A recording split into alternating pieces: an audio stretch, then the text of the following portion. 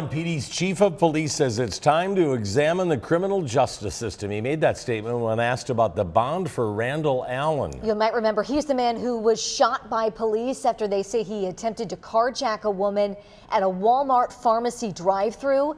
As WDRB's Richard Essex explained, several factors go into setting bond, and public perception is not one of them.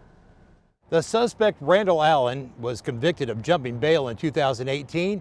And he has a history of not showing up for court. Now we have his bond getting reduced again with orders that if he's out on HIP to not possess guns.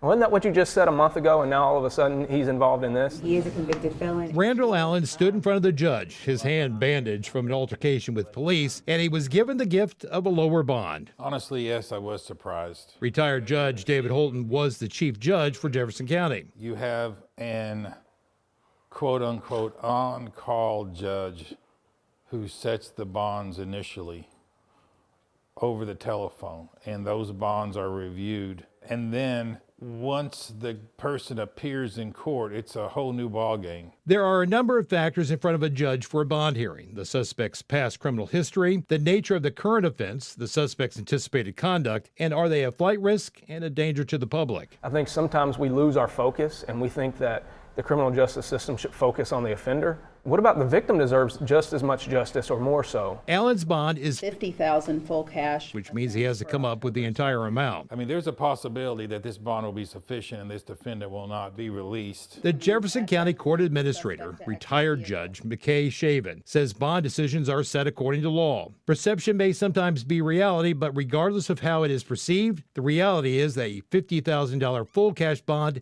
is a substantial bond. Allen faces a long list of charges including robbery, fleeing and evading police, one endangerment, unlawful imprisonment, resisting arrest, and possession of a handgun by a convicted felon. Allen is due back in court this coming Friday. With photojournalist Ebony Pettit, Richard Essex, WDRB News.